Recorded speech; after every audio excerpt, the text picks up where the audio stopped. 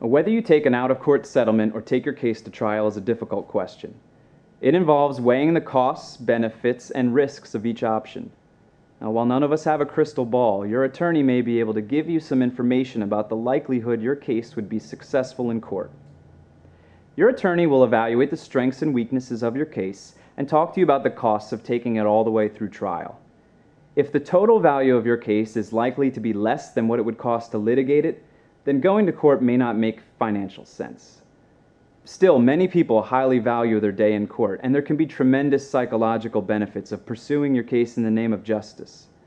Know this: if you go to court, no matter how strong of a case you present, there is no telling how a judge or jury will respond. Even the strongest of cases from a legal perspective have been lost on juries, and even the best attorneys haven't been able to persuade judges on certain issues. On the other hand, if you don't go to court, would you always wonder what if? Would you wonder if you settled for too small an amount?